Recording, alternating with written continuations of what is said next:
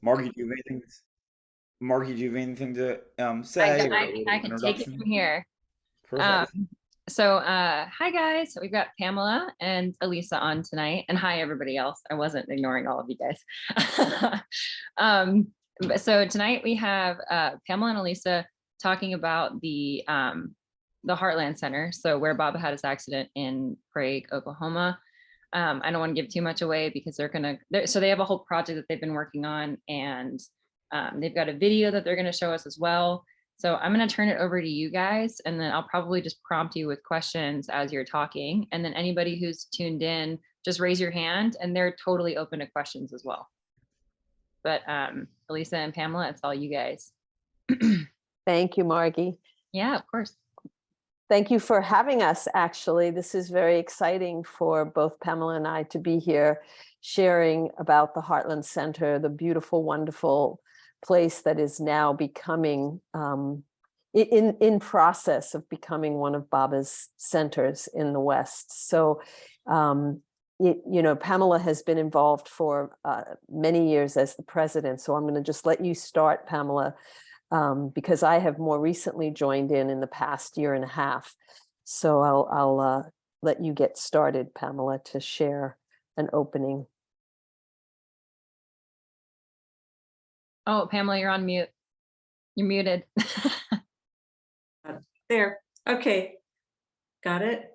Okay. I have been president of the Heartland Center about 7 years now, and it's been a very eventful 7 years, I would say, with right after I became president, there had been some major earthquake activity in the past, but then one pretty serious earthquake that just did a whole lot of damage. And so that was a big part of the time that I've been involved, has been dealing with insurance companies, lawsuits, getting damages paid, and doing a massive reconstruction, particularly of the Morrison house next door to Dr. Burleson's house.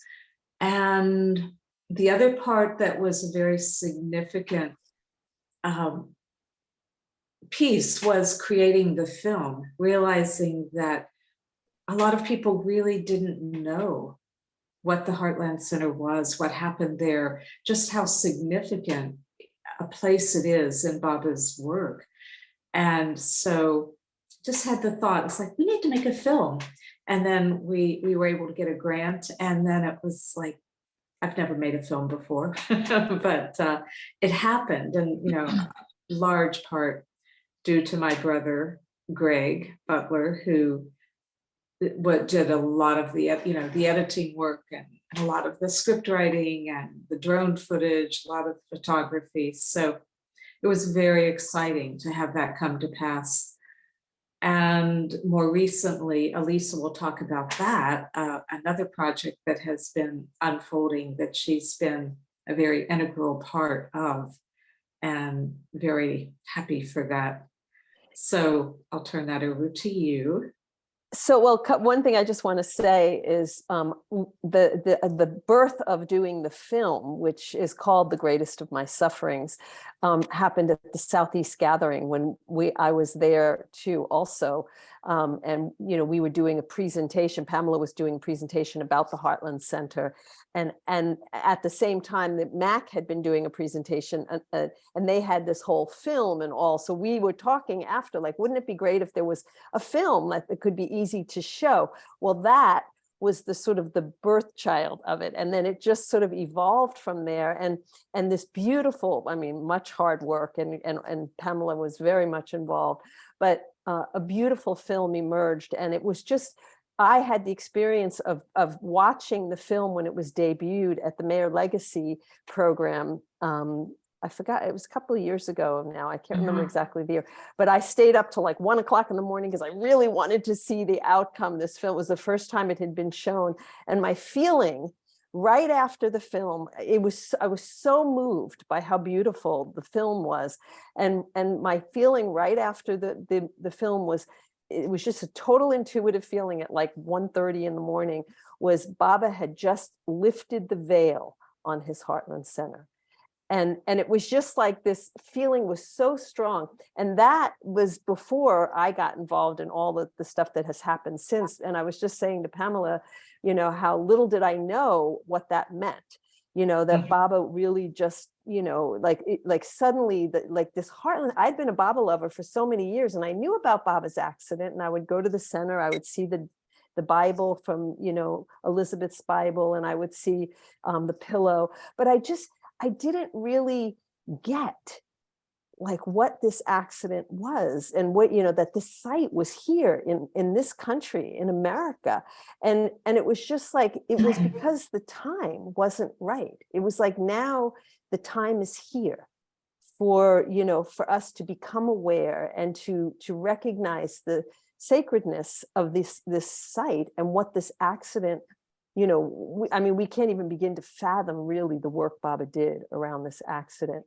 But so since then, this past year and a half, there's been a group of Baba lovers who have, you know, a lot of interest in this coming together. And we've been working quite diligently since a year ago, this past November, to form a group that is really focused on looking toward acquiring, protecting, and memorializing these sacred sites, and sort of creating from what's already existing there at the Heartland Center, a center that will be, you know, available for all of us going forward and for generations to come, which is the site of Baba's, you know, spilling his blood in this country. So I just want to say that it's the power of that is just, you know, beginning to just start to resonate now. Yeah, and one of the things Baba said about that, he said that, trying to find the exact quote, you must understand that this was God's will, and it will result in benefit to the whole world. I mean, that's a pretty amazing statement. And of course, we still don't know exactly what that means, but it's clear that it was a sacrifice that Baba was making on behalf of all humanity and this country. Yeah, so what we thought we could do is show an excerpt from the film. I don't know, has anybody here seen the film? If you have, raise your hands. Okay, so a few of you have. If you haven't, I highly recommend it. But I think that we could start out maybe by showing the excerpt, do you think, Pamela? And then we can talk a little bit about what's going on there at the Heartland Center now, and about this project, and, you know, take any questions anybody might have. But we really want to encourage people to go and visit this center. And I know, like, Margi has been there, and I don't know if any of you all have been there, but everybody who goes there has some experience that's pretty profound, and everybody's experience will be very unique. But it's pretty impossible to go there and not feel anything. Yeah. So let's take a look at the excerpt from the film, and then we can come back and talk more. Great. Okay. All right. Just need to get it rolling. You got it, Peter? Who's sharing? Peter? Yeah, Peter's got it.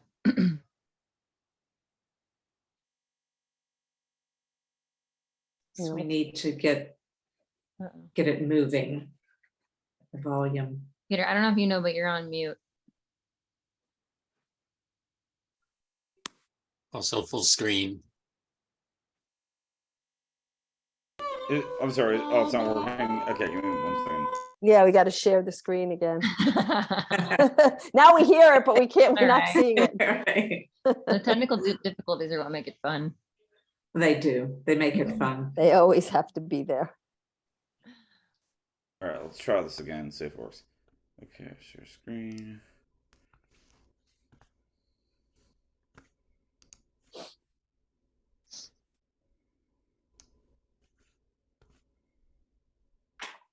There we go. We'll put it in full screen. Yeah. Well, maybe we could get it in full screen.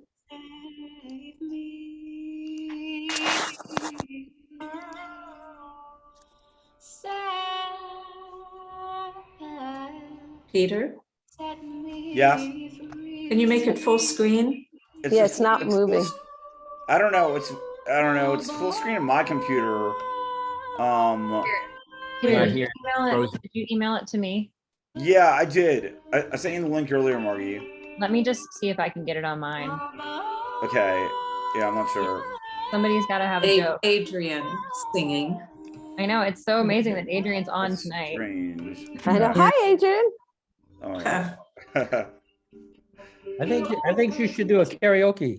Let's just have her sing it right now. Put it on mute. All right, let's see if this works. Okay. Hopefully this works. Oops.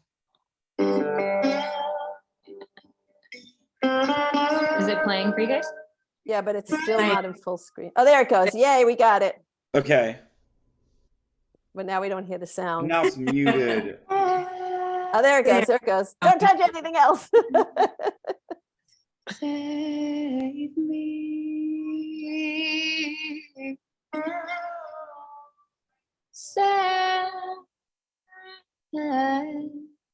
Set me free. Baba. It is wonky.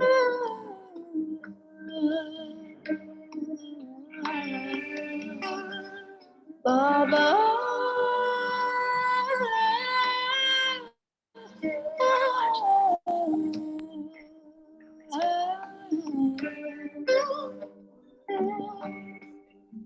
You always were, you always are, you always will be, pure of heart, an angel shining through the dark of night. Take my hand and guide me there, into breath away from fear. Want to look into your face, and I'm alive.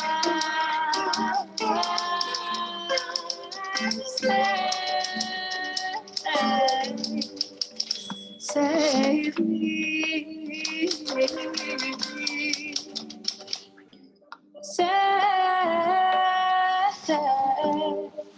Set me free. Baba.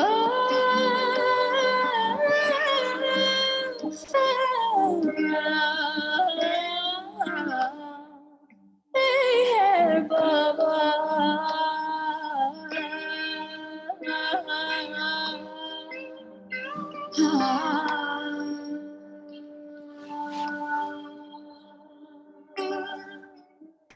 On May 24th, 1932, Elizabeth Patterson and two companions, Princess Nerina Machiavelli and Anita De Caro, drove from New York City to Harmon-on-Hudson, 33 miles north, to spend the day with Meher Baba. All three women had met Meher Baba in 1931 at Harmon and felt an abiding connection with him. But this day, May 24th, would prove to be pivotal in Elizabeth's spiritual journey with Meher Baba. After lunch, Baba led his lovers outside to the stone terrace, and some went to pick wildflowers in the yard. Elizabeth recalled, "I noticed that Baba remained standing still, so I stayed close by." Baba turned to me and gestured. Didn't I want to pick the flowers too? I smiled and said that I would rather remain near him. Baba then stepped forward and motioned for Elizabeth to follow. He bent down and picked up a small pink flower, which he handed to her. Kaka was nearby, ready with the board, and Baba motioned for it. Spelling the words out, he had Chanji read for Elizabeth. "Always keep this flower and write down today's date. Someday, you will know the meaning of it. When Elizabeth returned home that night, she pasted the flower inside the cover of her New Testament and wrote, Baba, May 24th, 1932.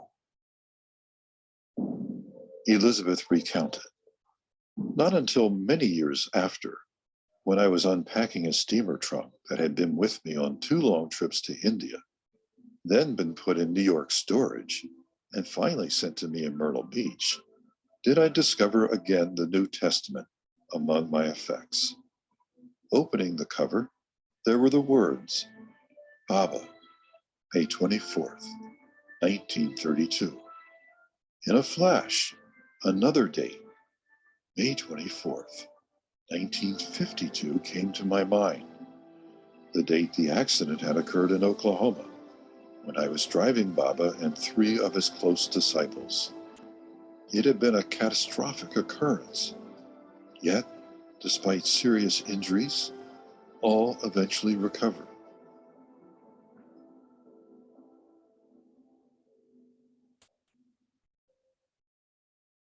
I do not know fully the meaning and deeper significance of the accident, which happened 20 years to the day, May 24th. But I do know that Baba knew then and now. Through the experience of sharing Baba's suffering to a degree, I feel my life, instead of being nearly cut off, was extended for a purpose. The gift of the little flower was grace from the Master to be treasured in the heart. At 10:15 a.m., 8 miles west of Prague, Oklahoma, Elizabeth and Baba, in the same instant, saw a car coming towards them on the wrong side of the road. Baba pointed to the car just before impact. Elizabeth described the calamity. Suddenly, I saw a car coming at me at a very high speed. It swerved from its right side of the road in front of my car for no reason that I could see. I put on my brakes with all force and gave the other car as much room as possible and kept my car as far to the right-hand side of the road as I could without going into the ditch. My car was hit very badly on the left front by the other car. Baba and Mara were thrown out of the car on impact. Elizabeth was unconscious, pinned behind the steering wheel with broken ribs. Meru was also rendered briefly unconscious and suffered a broken hand and arm, as well as deep cuts on her face from Elizabeth's shattered eyeglasses. Mani suffered severe whiplash that plagued her for years afterwards, but only minor injuries otherwise. When Meru regained consciousness, she saw Baba and Mara lying on the ground near the car in the mud. We were actually a bit late for the rendezvous. And Sarosh was getting terribly uneasy. And then suddenly he said, oh my God, what's that? And I didn't take it in at the start, but on the bank, we saw Baba lying and Mehra and Marnie. And we jumped up, there were a crowd there already. And Baba was quite injured. We didn't know how badly then, and so was Mehra. And Elizabeth was in the car leaning over the what you call the steering wheel. So I had a little pillow and I put that at the back of Baba's head, and that got his blood on it. And that I presented to the center because Baba had said that his blood had to be shed on American soil. And also, it happened right in the heart of America.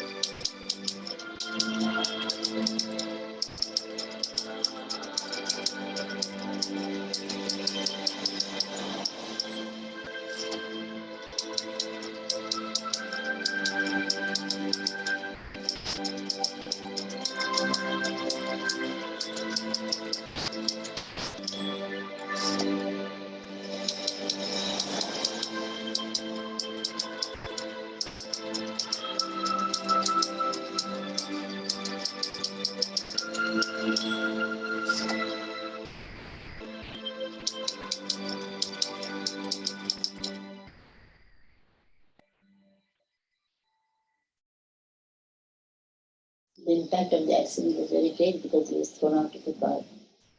And I was also thrown out of the car. We both.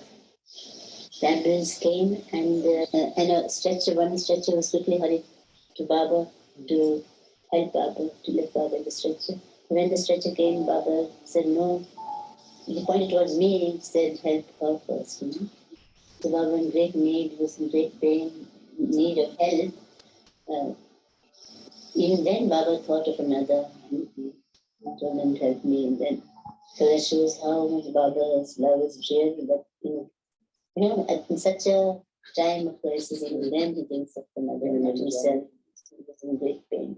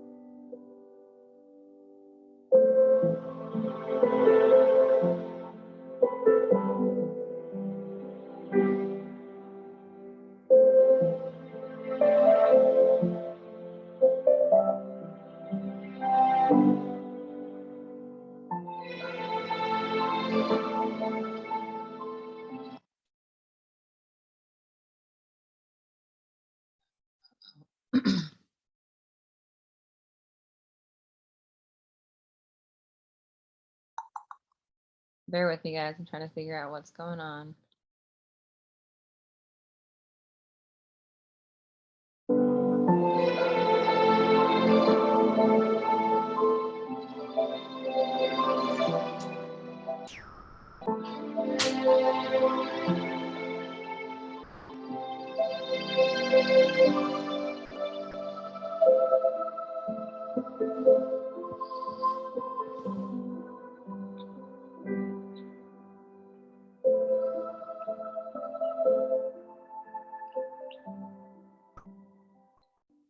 When I was with beloved Baba at his home in Mayorazad in 1967, with only a few Mandali present, I witnessed his suffering so much more and continuous, apparent and continuous. He said to me then, as your breath ebbs and flows, that is always with you, so is my suffering always with me. And I think that beloved Baba had the last word in the following incident. At that time, I was close to one of the Mandali at Mayorazad as we watched Baba move slowly and painfully to his chair And I heard the disciple say softly, with a long sigh, poor old man.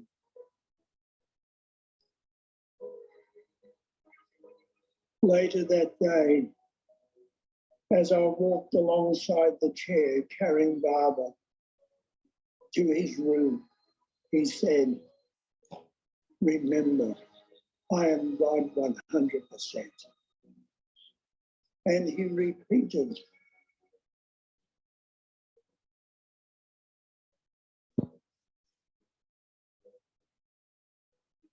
this. So to my understanding, he was saying, you may see my madness and weep for its condition, but remember, I am God absolute. Do not merely descend into sentimentality over my condition, but remember that this suffering is in order that you may be free.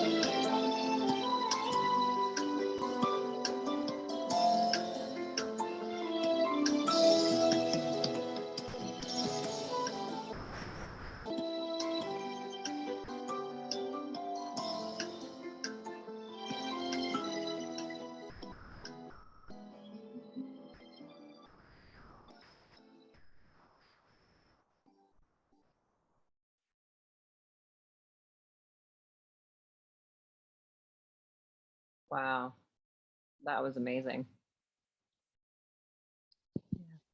Thank you. I'm glad we got to share that. Yeah, that was, I think I opened up the chat during it and I didn't realize I was going to share on the main screen. So I apologize, but that video was so beautiful. We didn't see that. Oh, great. Okay, cool. I thought it came down and blocked the whole, No. great. No, that was so, I mean, I grew up a Bible lover and there's so much about, I just went there for the first time, maybe about 2 months ago. And I had a really profound experience, but not really knowing everything that was in this video. And this video is like, it needs to go out to people. It's so beautiful, so well done, and gives so much information, especially the part about what Baba said to Mara. That's incredible. And the most beautiful part of the whole, I can't think of the word, but yeah, that's like the highlight of the whole thing. Well, my feeling about it is that Baba said that this was the greatest of his sufferings, but yet he also had an auto accident in India as well. But what makes this the greatest of his sufferings to me, and I think this may be what Baba's pointing to, is that Mara participated in this one with him. And not only that, but Mara was so severely injured that Dr. Burleson, when didn't think she would, had said that any injury he'd ever seen even remotely like this, the patient died. And then there was another doctor, correct me if I'm wrong on this, Pamela, but another doctor who had seen the x-ray of Mara's injury and just said, oh, this patient obviously passed away. So it was such a severe injury that she sustained, and for Baba to have allowed Mara to have sustained that was so significant. I mean, I couldn't even claim to say what the significance of that was, but it certainly is what I think, made this the greatest of his suffering. Yeah. Wow. Pamela, you're on mute. Pamela, you're on mute.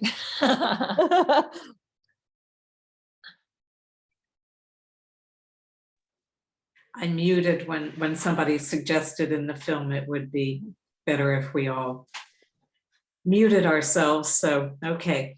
Yeah, that's always been my sense, is that that's why this was the greatest of his sufferings. Not necessarily his physical injuries, but Mara, who he protected, who he kept cloistered, didn't allow a man to even touch. And suddenly here she's in this accident, she's being cared for by Dr. Burleson, which feels so significant, a man, and that Baba made such a point of that it was because she shared fully in his suffering, completely bore half of the suffering. So yeah, that's why we decided that was the title for the film. Yeah. But I really, I feel like this is just excerpts, and it's not as, it gives a little glimpse, but if you see the whole film, it's an so hour much long. more. Yeah, it's an hour. And there's footage of Dr. Burleson talking about the accident and his experience and Mara's injury and how he didn't expect her to live. So, I mean, yeah, one thing I don't know how many people here have been to the Heartland Center. Tony and Margi. No, I don't know. Some people, I can't see their faces. So, yeah. So if anybody has any experiences that they would like to share, I know when I went twice. One time I just went when I was driving across the country, moving to Asheville, and stopped there just for a couple of nights, and was somewhat distracted by driving across the country to move my life to Asheville. So I didn't really, I felt just an amazing experience being in the hospital room, but I didn't really, have as deep as an experience because we were just passing through. But when I went there in last October, when a group of 23 of us gathered at the Heartland Center to begin to talk about this project that we're working on, that was such a profound experience being there all together. It was like the most powerful sahavas I've been to. It was Baba's presence and the palpable feeling of love and compassion. That was the overriding thing that every one of us there experienced. And the kind of thing that you don't forget. And it really made me aware of how behind this that Baba is, just that his love was just flowing, and it was so strong and so bonding to all of us that were there, and that we all talked about many different feelings about what this center, how it might be different from like Mayor Center or India, or like what is the feeling of this center.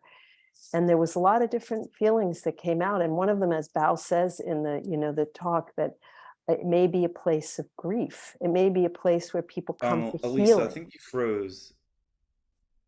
No, she's for good on. seeing her. Did I freeze to everybody or You were, yeah, you were good on my screen. okay, I think it might be your Okay. screen, Peter. Thank Maybe you I'm though. sure.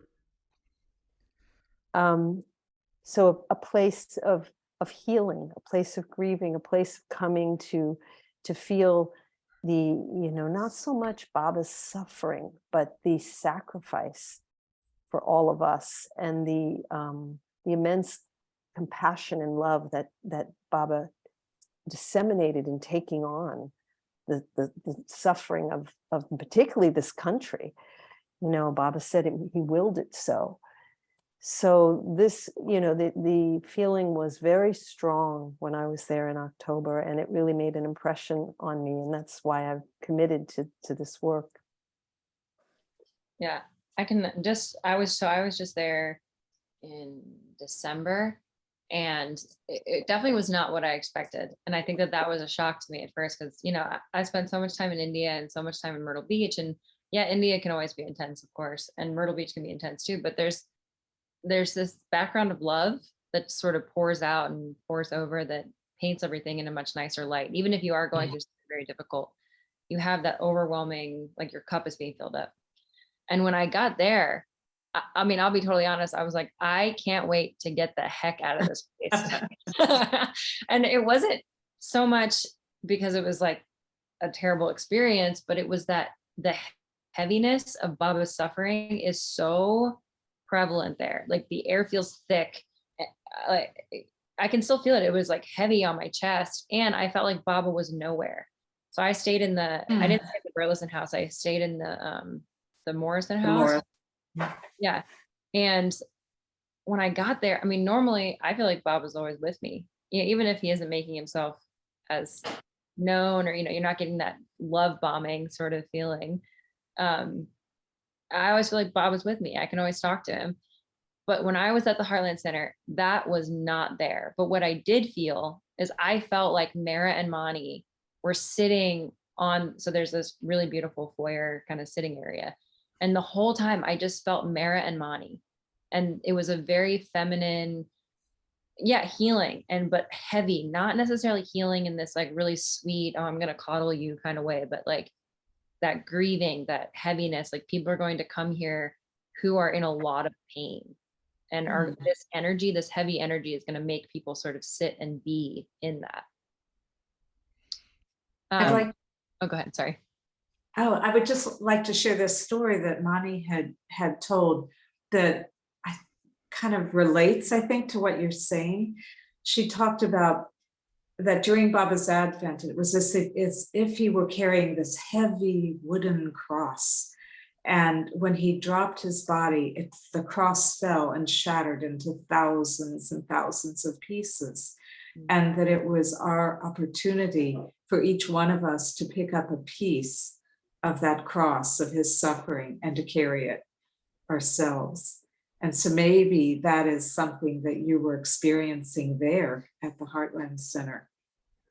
Yeah, very possible. You were carrying some of that and just feeling that just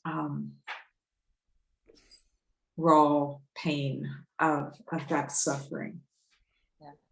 We have a question in the chat from Michelle and Marvin Schaefer. They want to know if the entire film is available to see like online, like on YouTube or on Vimeo. Yes, it's on Vimeo, and you just type in "The Greatest of My Sufferings," and it will pop up. And so you can see the whole film. Thank you. And looks like, oh, go ahead, Peter. Oh, I was gonna say, it looks like Tony has something to share or a question as well. Yes, Jay Baba, what a beautiful clip that was.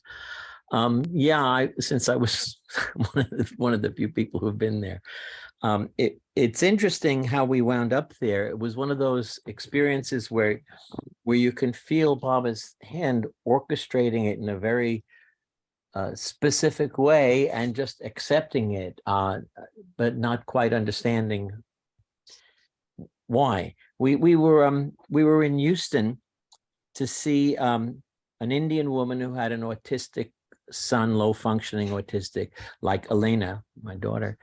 And she had taught him he was nonverbal. She had taught him to speak, communicate, and then to speak. And he wrote poetry in there. And we went to have her work with Elena. And it was it was 4 days, and astonishing accomplishments. They didn't stick because we didn't have anyone else here. But while we were there, we were near the Alamo. So we were near San Antonio. So we went down to the Alamo.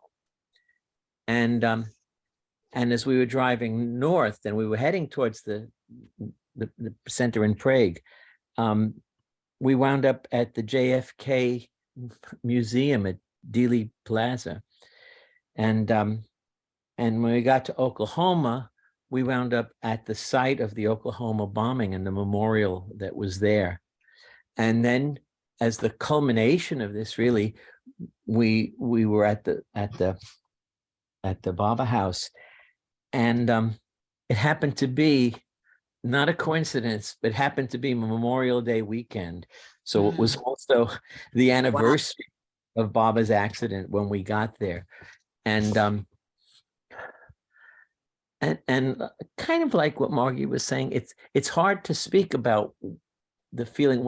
There was a nice welcome in the house and the people there, and I don't remember exactly who, but I remember it being a lovely atmosphere. But what I remember most is just spending time on that plot of land where Baba and Mara were thrown, and feeling the immensity of the significance of that moment and that place. Yeah. That really, for me, that's what I still feel when I think of that. That's powerful. I'd like to share, if it's okay, an experience I had when I first went there.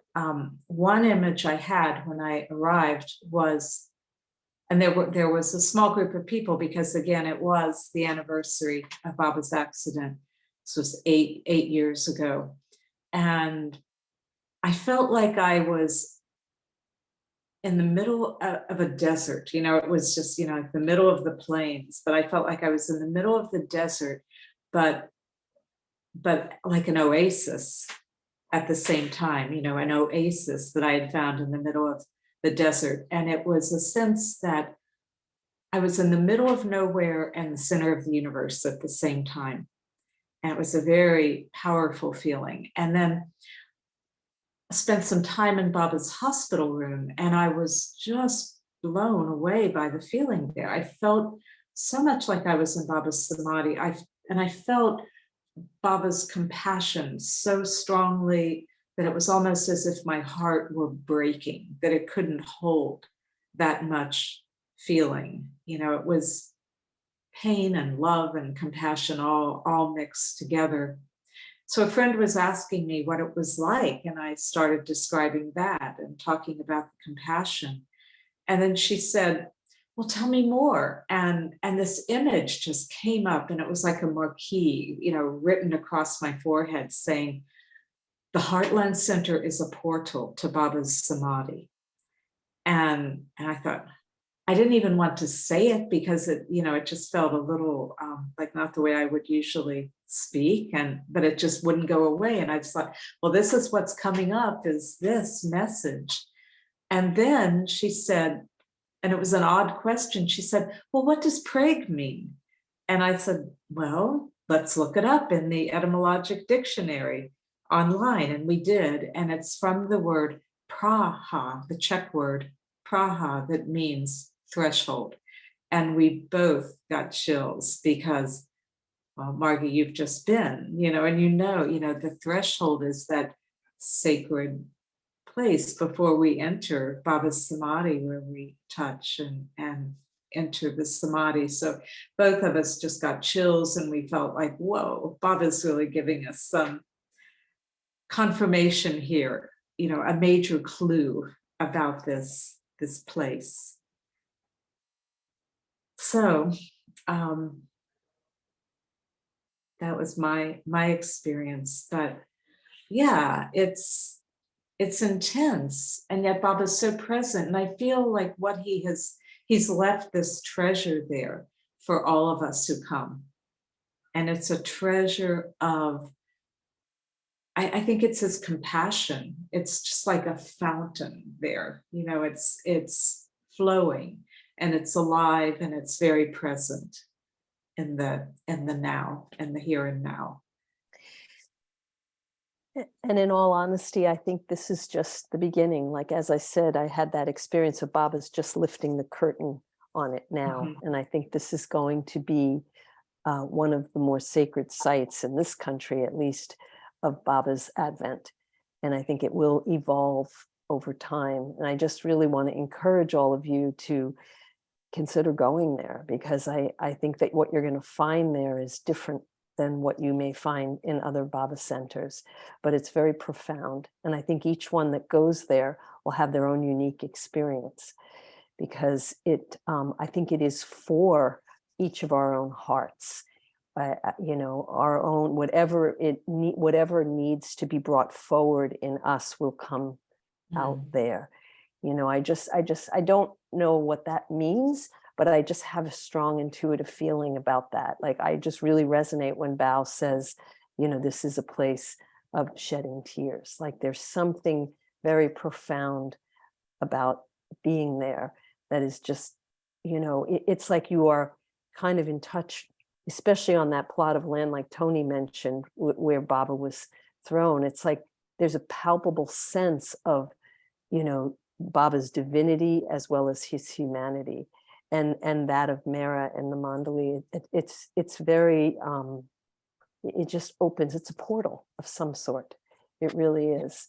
So, and I just want to say that we are going to be having a Sahavas this year that's going to be a hybrid Sahavas. There will be some people will be actually at the Heartland Center, and then the rest of it will be on Zoom.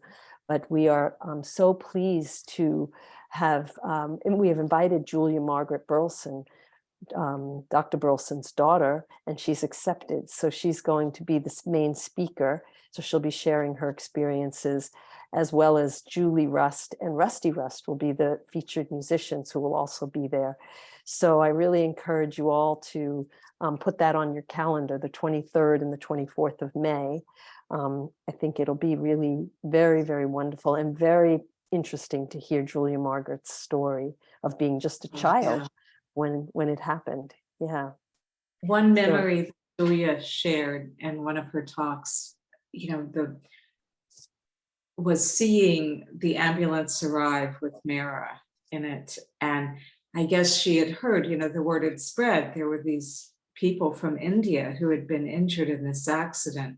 And so when Mera was carried out, I guess on the stretcher, she was just envisioning like an Indian princess, I guess.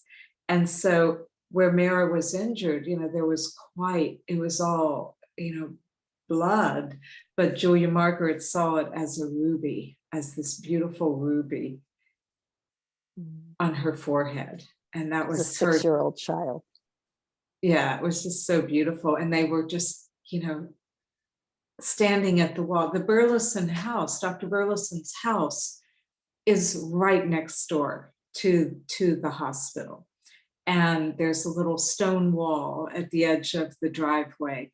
And so the children were there, you know, kind of hiding behind the stone wall, peeking out to see what was happening. And so that, I don't know, that was just one story that I was really touched by with her. And she talks a lot about her father. What was amazing is that hospital, I mean, here is this gifted surgeon, Dr. Burleson, with a hospital that he had just completed in 1951, the year before the accident, you know, probably months before the accident happened.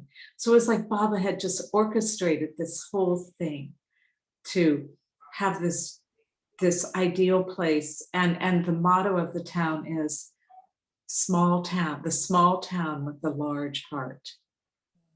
And it was so obvious. I mean, you know, all the while Baba was there, it was just, there were so many signs of that heartfelt caring and friendliness coming from the people. Thanks, Pamela. Yeah, Ken has a Ken, yeah, question. Ken has a question or something to share. Oh, yes, I see a hand up. Hi, Pamela and Alisa. Thanks for doing this. Yeah, two quick things. The accident site itself, I know over the years there's been attempts to acquire it, and there was a road expansion talked about. Is there anything new on that or anything you can say about that? Future of the accident site? There's nothing new, I would say. That property is not, they're not interested at this moment in selling that property. There have been attempts to buy the property across the road. It's just a way of being close, having a base there. But we're just trying to be ready, on both fronts. And there has been a lot of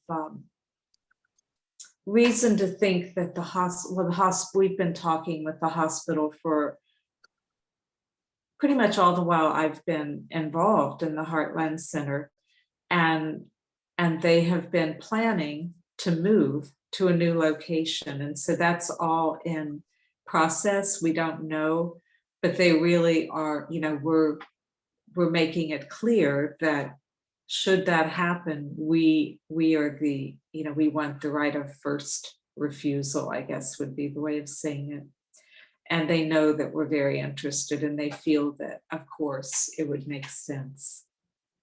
That's why we're so excited that Julia Margaret will be coming, because she means a lot to the whole town. And I think it will be a beautiful reunion for her with her old friends, but it's also a wonderful bridge that she represents to the town and between the Heartland Center and the town of Prague.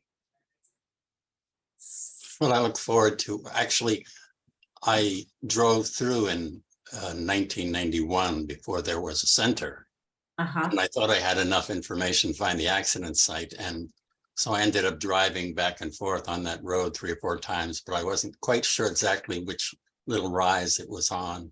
So I look forward to going back sometime in the future. Very interesting. When the accident happened, when the first major earthquake happened, which was, I don't remember, 6.5, I think, or 6.8, it split the entire road apart. It was within a half mile of where the accident occurred. That whole road, Highway 62, split, it was like a foot gap in the road, which felt very significant. It felt like all of that was connected to Baba's work. I was wondering if, Jeff, you might share that story that you had shared with me last year before the Sahavas about the significance of sacred sites that Erich used to tell. Yeah. Can you hear me? Yeah. Yeah. So I'm sure many of you have heard this, but this is Baba's description of these sacred sites, Merazad, Merabad, the center, that when a crime occurs, they at a particular location, they bring in the bloodhounds and they give them some artifact or something, some clothing or something connected with the crime, and then the bloodhounds take off in all directions. And but sometimes when they get too far away, they lose the scent. And so they have to be brought back to the scene of the crime. And these places are, as quite a metaphor from Baba, but we have to keep coming back to these centers to get that feeling of Baba's presence again. And then you go out in the world and you lose that, that immediacy, so you keep coming back. So is that the metaphor? That's sorry. And I just feel like that applies to the Heartland Center. I feel like that is, those two sites are very much sacred sites with Baba's work, and so significant for our country. He kept talking about the work he was doing for America through that. And Peter, Julia Margaret is a great speaker. Yes. Erich used to say that they would ask Baba if they could, share in his suffering, and he would say, you could only share a fraction of my suffering. I mean, this is the Mandali, and Mara then took half of Baba's suffering. So she is an entirely different order of being, you might say. I take that to mean, that, she took half of Baba's suffering. To me, my feeling is that she was also a divine being like Baba. So she has that authority. Completely agree. Yeah. I completely agree with that, Jeff. Yeah. I also think there's some real significance of the Heartland Center, and the fact that it was all women that were with Baba. Yes. And Baba did so much work just with the women Mandali, and it's obvious that there was bigger work being done with that. But I think it's so significant that it's in the West, and it's it was all women. And when I was there, that was the feeling that I got, that Baba was almost saying, actually, Alisa and I had this conversation, and she kind of helped me unpack my experience there. But it was almost like there's this healing that only this like feminine sort of mother energy can do. And Mara it's more Mara's jurisdiction there, was my feeling. Because when I got back in the car, immediately it was like, because I was driving across country and I got back to finish my trip, and it was like I felt Baba right away with me as soon as I left. But when I was there at the center, Baba was nowhere to be found. Like in my inner experience, it was all Mara. And that's, I don't know, this is just my personal feeling, that it's really like Mara's place. That's so interesting. Very interesting. Yeah. Oh, go ahead. Sorry.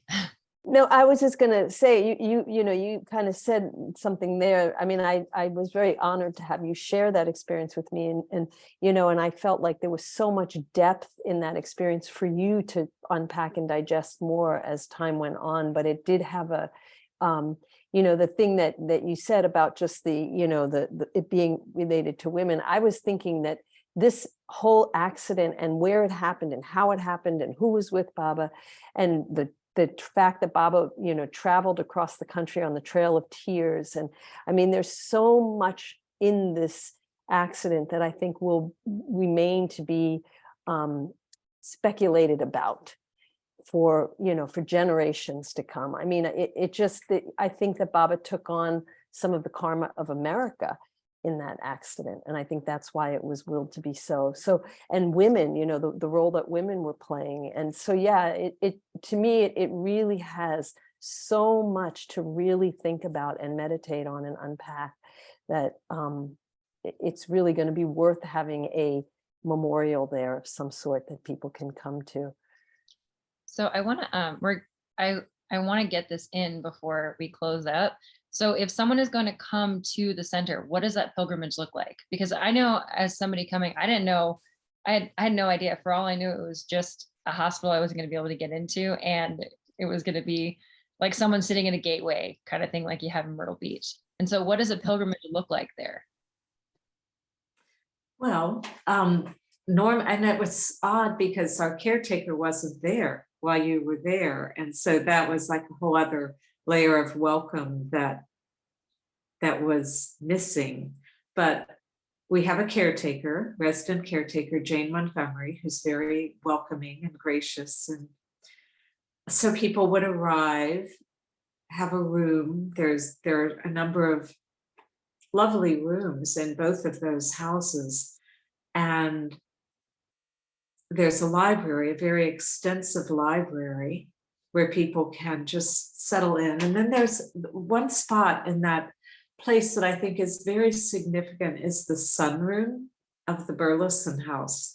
And I remember seeing a photo, and I cannot find it anywhere, but of Dr. Burleson reading the copy of God Speaks that Baba had given him, reading that in the sunroom. So I always feel when I'm in the sunroom, I feel like I'm in the lagoon cabin. I just feel that kind of power of Baba's presence there.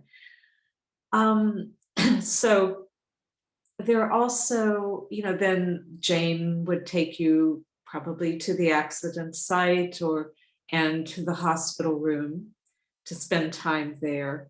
I don't know, it's just, the way pilgrimages unfold, and one has whatever is happening internally in relation to that place and experience. There's time for that. There are places to be alone, places to be with other people. Sometimes there are other pilgrims there, sometimes there aren't. Sometimes it's a very quiet kind of pilgrimage, or sometimes there's a Sahavas atmosphere, which is incredible. Do you want to add anything to that, Alisa? No, I think that pretty much, covers it. I think it's not, it is definitely a place of contemplation and meditation, I think, more than anything. Although when we were there as a group, there was such a feeling of connection and Sahavas. It was very, very strong. I mean, stronger than I felt even in Myrtle Beach at times. So it has an intimacy about it. That's what I would say. There's something like, Baba's suffering and being in the hospital room. There's a certain, like, you are really coming in close to, the intimacy that Baba had, there, and with the mandali, the women, and, so there's something very tender about it, I would say. Baba didn't show his suffering a lot to people, like in the darshan programs, the mandali would be saying, oh my God, how's he going to do this? So exhausted. And then he'd get in front of everyone and it would just be he would be radiating love and beaming, and and it was, so I think there is like an intimate glimpse that we get of his suffering and being there. Peter put a comment up saying that he really liked the museum, and that's a very sweet place. I mean, here's this town of 2,400 people, and there's a historical society, and there's an exhibit of Baba in there, along with Jim Thorpe and Dr. Burleson. There are little artifacts from Dr. Burleson's time, his medical bag, some of his implements, his stethoscope, and so it's a very sweet place, and they're very respectful of Baba there. Pamela, that must have been Gail to put that up. I've never been there. Oh, okay. Okay. Yeah, but but no, thanks, Gail. Somehow your name was associated, so I was just. I saw that too. You posted it. Okay. Yeah. So Jeff had something to say. Oh, okay. Yes, Jeff. You're muted, Jeff. I put that sign up about the museum, and it said that Christ visited our town. Oh, thank you. You were talking about suffering, and one time I was there at the trust in one of the back rooms giving Bal Kautshuri a massage. He was lying, face down on a cot. And so I had him really to myself. I could ask him any question, and there's no wriggling out of it. And I said, Bal, I'm going to quote to you a famous Sufi line, and you tell me if you found it to be true for you in the mandali. And, so the quote is, suffering is he, happiness is from him. Would you say that that was true for you in the mandali? Suffering is he, happiness is from him. And he said, really rather poignantly, we were only aware of his suffering. You're in and you're out day by day, moment to moment. But if someone came to Merazad, they got the happiness from him. So the suffering side of Baba is a very intimate thing, and those around him, how could you be feeling bliss when Baba right next to you is in infinite suffering? They all felt what Baba, they were in the realm of suffering with Baba, but they didn't they didn't talk about that because that would have kind of spoiled our childhood with I was Goodman. once, oh, someone's talking. I was with in Mandalay Hall back in the mid-70s. We were there in Mandalay Hall, and Erich was sharing things, and I was sitting off to the wall, and I looked at him, and I saw him through a different window that I usually do, and I said, Erich, I have a feeling that if I were to inhabit your body for a half hour, all I'd want to do is go unconscious and asleep. And he flashed a glance at me, but he didn't answer. But I felt like if I were to inhabit his body for a half hour, I would be crushed. Even though he was so relaxed and casual and everything, the amount of suffering that he was bearing was shocking to me to see. So that was their portion, suffering is he, happiness is from him. Yeah. That's Thank you, good. Jeff. Really good Yeah. story.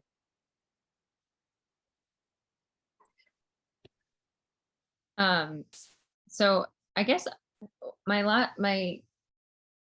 really like because this is going to go on YouTube, and so really what I hope is that people are going to watch this and want to go to the Heartland Center. So if someone wanted to come to the Heartland Center, would they contact you guys? Where would they reach out? Like, what would be the next step? They could contact us, and they could also call. Probably the best would be to call Jane Montgomery's cell phone, because she has that phone with her all the time. But then there's a number at the Heartland Center, and I mean, I can give that now if that would be helpful. Yeah, and my it's on YouTube, and so that people can have it anytime. Because I mean, I have a feeling after this goes up, quite a few people watch them. So yeah, interesting. Well, Jane Montgomery. Should I put Jane Montgomery's phone number? Do you think that would be okay, Pamela? Oh, sure. Now, Okay. if you just typed in, Heartland Center, Prague, Oklahoma, would you get all of this information? I'm trying to remember if Jane's cell phone is on the website or not. We do have a new website, and I'm blocking. I'll have to double check the address. It's Avatar Mayor Baba Heartland Center is the name. And let me just see. Let me pull up the. I find like Alan and Adrian have that weird thing above their door there. It just is complete distraction. What the heck is that? I have thought of that. It's a pull-up bar, Jeff. You need one for the caretaker's cabin. It's a pull-up bar, yeah. I was trying to think about that too. What is it? That's what they want you to think, that it's a pull-up bar. But Jeff, you and I know that it's something much weirder than that. And yeah, I think so. But we're not going to talk about it. I'm suspecting, but we won't go there. I hope you don't use it on each other. Yeah. No, it's Jesus Christ. They're talking about the threshold, like this is like the threshold into like another dimension that we can't really talk about. It's a pull-up to the kitchen. To the kitchen. To the Sounds like Adrian, this is going on YouTube. On YouTube. Yeah. So we can't say any more about our connection with aliens and stuff. Torture trap. Yeah. Honey, is dinner ready yet? Yeah, he hangs there, and then if the dinner isn't ready, he just swings and kicks me. Every night. Cook faster! And then he kicks me. Okay. So back to how to reach the Heartland Center. I did put the Jane's number in the chat for anybody who might want it. Anyone who would enter Avatar Meher Baba Heartland Center, it will pull up and has a phone number, directions, website, and then you click on the website and there's a lot of information that you can find there. And we'll be posting things like the upcoming Sahavas, and there's also an event, I think the date October 8th, I believe, is the date of Ward Park's event there. That will be on the website, and we'll be sending something out about that. Ward's going to do an intensive 6-day retreat there. And it should be There's also a Facebook page. right. We do have a Facebook page. Good point. Does it have the email address? The email address. Yes, the website has the email address. It's A as in Avatar, MB Heartland at gmail.com. I'm on the website right now. Great. And the website is a phone number as well, a 405 phone number. Yeah, it's AMB Heartland Center. Mm-hmm. Yep. Is yeah, the I'm just gonna put that. Yeah. And that 405 number is the actual phone number at the Burleson house. I think it's going to be very sweet having Julia Margaret there at her old house. That's where she grew up. Yes, absolutely. And one of the things that we hope to do while she's there is to invite the people, the staff of the hospital over for a tea, so she could, talk to them and share with them, and they can learn more about the, Mayor Baba Heartland Center, and just sort of we're beginning more and more to open the doors to the Heartland Center and invite the community to come in and know about what's going on there and feel more connected to, because that is one thing that we really want to do in creating a center here, is not alienate the community in any way, but to sort of work with the community and include the community in this. And so Julia Margaret is really a perfect bridge to that right now. So absolutely. And I was trying to remember, do you remember that sweet story that the director of the hospital, Jane was telling us, that the director of the hospital calls it the prayer, the prayer room? The prayer room. She calls the prayer room. And she takes people, newly hired people on the staff of the hospital. She will bring them to that room so that they can really have she said, this is a very significant room. It has spiritual significance. And there's a big, beautiful picture of Baba up in there, which they've allowed, to have put there. Just a beautiful, beautiful photo. And it says literally on the key that opens that room, prayer room. So I have a question for either of you guys.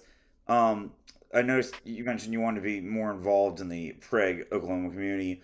Have you all joined like the Prague Chamber of Commerce? As yes, we have. We just did.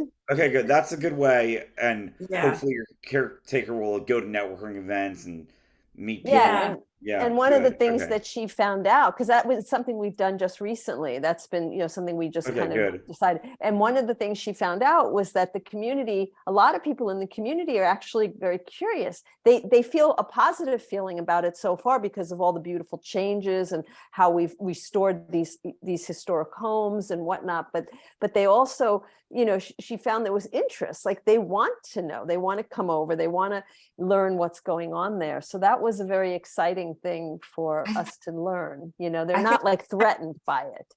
Good. Yeah.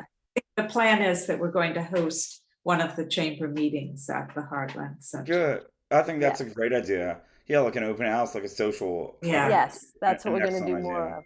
Yeah. Yes. All right. It's Alan. And Alan is going to share something as a question. And then after Alan, we're going to close it out. So Alan, take it away. Good evening. Yes, I have a question. So if I don't know if this was already answered, but was, sorry, I forgot my question. Wait, no.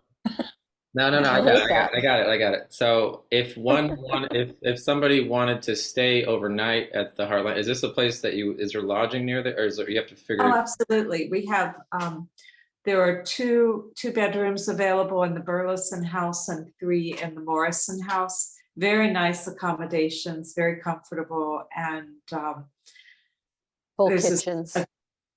Full kitchens, nice bathrooms, and just a donation. I think it's 25, ask a donation, $25 a night to stay there, comparable to the center here in Myrtle Beach. Cool. Yeah, and we hope eventually to have like some, sahavas there for like, young adults and, maybe artists in residence. And we're hoping, as now that the houses are done and we're, more and more, we're hoping to draw more and more people to come, maybe work weekends for people to come out and do some work. And so, we're just sort of gearing up for that now, You mentioned the young adult sahavas, and that's one thing that we're really, really wanting to pull off, to invite some of the younger Baba lovers to come and be there and just have an time. experience. There would easily be, I guess, depending on how many people wanted to share each of the rooms, there would 12 people comfortably, 15 if people are sharing rooms more. We're on our way. Please come. Yeah. Yeah. So, it's coming, Baba, it's just starting to like open up now. So it's going to be a place to go for sure. One of the sacred centers in this country. I think it's amazing what you guys are doing with just kind of making it more known. Because I mean, I can say from my own experience, I'm been a Baba ever since I was born. And I didn't know anything about the Heartland Center. I just knew it was this place that Baba had his accident. And so I think it's so important and amazing what you guys are doing. And I want to thank you for coming on and sharing so much. I think this was like number one, educational, but then also such a sharing of the heart. And really, I'm just so grateful that you guys came on. Thank you. Thank you for having us. And hopefully we can do a follow-up, maybe after like a post Sahava, after you guys have your Sahavas. Yeah, that would be great. Maybe after the Sahavas in May, we can, share a little bit about the experience with Julia Margaret. But I hope you all decide to come and sign on. It'll be really wonderful. It'll be worth seeing Julia Margaret. Yeah, it should be a very powerful Sahavas. So we'll keep everybody posted. I assume, Margie, can we get information to you once we come up with the schedule and registration as a way of sharing that with people? For sure. Great. Do you guys just want to, if you share your emails in the chat too, this way anybody who's tuned on can get a hold of you guys. That might be a good idea. But other than that, I think that is probably it for tonight. Really, thank you so much, guys, for coming on. This has been an awesome chat. And yeah, I'm just really, really appreciative. It's been a pleasure. Great to see everybody. I'm just going to put my email in quickly. Yeah. So Alan, you can't slip Adrian in there with a little song, but probably not, huh? Oh, yeah. I don't know. Do you want to sing a song? I left my guitar outside. She left the guitar outside. Okay. I'll let you get away with it. Next. I've heard that excuse before. But I was drinking, and it would take me. I would probably fall. No, we do need to fall. Margie just got back from India. She must be jet lagged. Yes. I selfishly do really need to go to bed. Thank you for staying up for this, Margie. I was like, she's a brave soul, that girl. I know. Thank you for inviting us. It's been wonderful to share. So happy you guys are here. Well, if everybody wants to unmute, we can close it out with 3 Avatar Meher Baba Ki Jays. All right. Avatar Meher Baba Ki Jai. Avatar Meher Baba Ki Jai. Avatar Meher Baba Ki Jai. Jai Baba. Thank you, guys. Thank you. Bye. Bye.